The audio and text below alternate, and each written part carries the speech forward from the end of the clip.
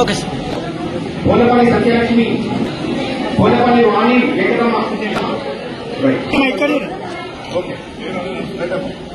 లక్ష్మమ్మ, రూపని లక్ష్మమ్మ, ఇంకొక బొట్టు లక్ష్మమ్మ, అల్లమల్ల చంద్రకళ, అల్లాడి, నెక్స్ట్ మంజుల, పిట్టల శ్రావణి, దుర్గాభవాని, మమత, నిమ్మల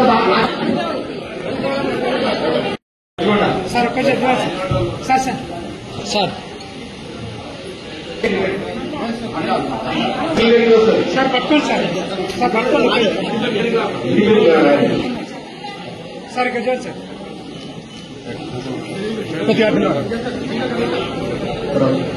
చూడరా సార్. ఇక్కడ చూడండి అన్న. ఇక్కడ చూడండి. మహమ్మద్ హంజు హజీరా కరీం,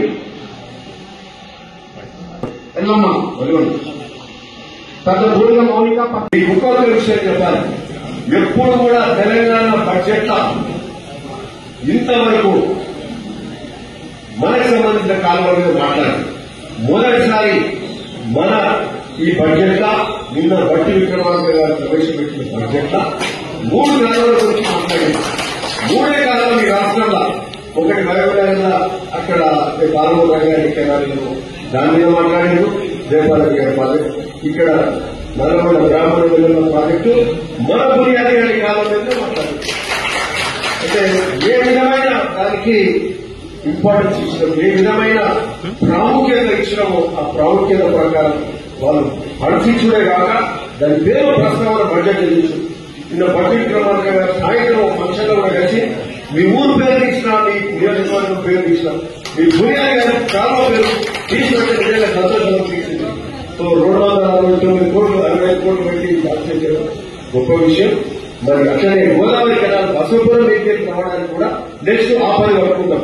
బునియాడి గారి కాలం మీద నీళ్లు తీసుకొచ్చి మూసి నీళ్ళు ఏంటంటే ఎప్పటికి వస్తాయి. మనం గోదావరి నీళ్ళు ఏదైనా పంట బదులు కావాలంటే మూసి నీళ్ళు బదులు మూసి ప్రక్షాళన అంటే నిన్న బడ్జెట్ లో ముఖ్యమంత్రి గారు మూసి రివర్ డెవలప్మెంట్ కోసం కూడా దాని మీద కూడా హైదరాబాద్ మరి మున్సిపల్ పట్టణ ఏమంటారు మున్సిపల్ పరిధిలోకి వచ్చేది, హైదరాబాద్ డెవలప్మెంట్ కింద వచ్చేది ఈ ట్రిబ్యునల్ కానీ మెట్రో కానీ మూసీ కానీ వీటి మీద సపరేట్ ఫండ్స్ పెట్టే కార్యక్రమం చేస్తూ దాదాపు 17,000 కోట్లు అన్నింటికి పెడుతూ అండ్ ముందుగా మూసీ ప్రస్తావన చేసి మూసీ రివర్ డెవలప్మెంట్, మూసీ సుందరీకరణ కానీ ప్రక్షాళన కానీ చేస్తున్న మూసీని కూడా మంచి నీళ్లు రావడానికి ఆస్కారం ఉంటుంది. ఒక పక్క బునియాడి గారి కాలం సాధించుకున్న మూసీ ప్రక్షాళన కూడా మొదలవుతుంది. ఇక్కడ బసవపురం ప్రాజెక్టు నెక్స్ట్ 2వ పని వరకు ఏంటంటే ఇప్పుడు బసవపురం నుంచి నీళ్ళు తీసుకురావాలి. బసవపురం నుంచి ప్రాజెక్ట్ తీసుకెళ్ళి వస్తే గోదావరి నీళ్ళు వస్తాయి. అక్కడికి నీళ్ళి రాగిన బయటపడుతుంది. రోడ్డు రైడింగ్ అయితే అటు ఈ విర్రా ఇవన్నీ కూడా విర్రా ప్రాంతాలన్నిటికీ కూడా మన చిన్న ప్రాంతాలకు వస్తే ఇటు సైడ్ కూడా వస్తాయి. పులిగిల కానీ, రేపాక కానీ, పైలంపురం కానీ, దుర్గపల్లి కానీ, వీరవల్లి అటు సైడ్ భువనగిరి మండలంలో 10 ఊర్లకు, మనకు 10 ఊర్లకు, కింది ప్రాంతాలకు కూడా గోదావరి కావాల్సింది.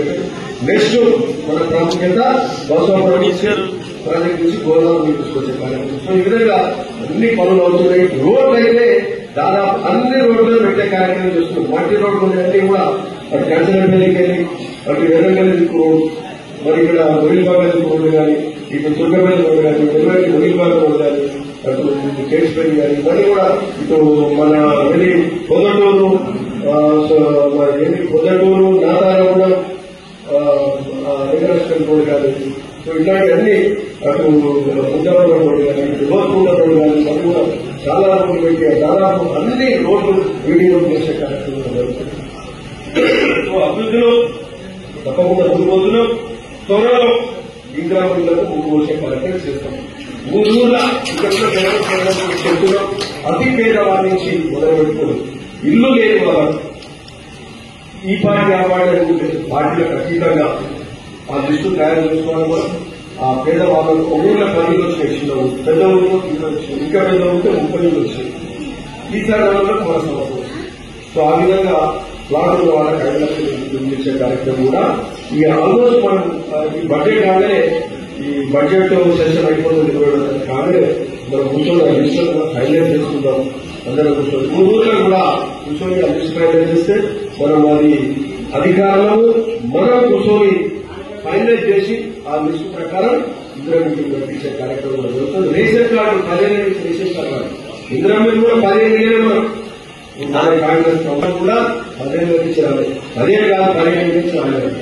ఇప్పుడు రేషన్ కార్డు సో అంతా బాగా జరుగుతున్నది. ఎట్లాంటి ఇబ్బంది లేదు. కానీ ఆర్థికంగా అప్పుల పాలు చేసిపోయినారు. అప్పుల పాలు అయినప్పటికీ మరి వీలైనంత వరకు కార్యక్రమాలు చేసుకుంటూ 701 ఎలక్ట్రిక్ రాకపోవచ్చు.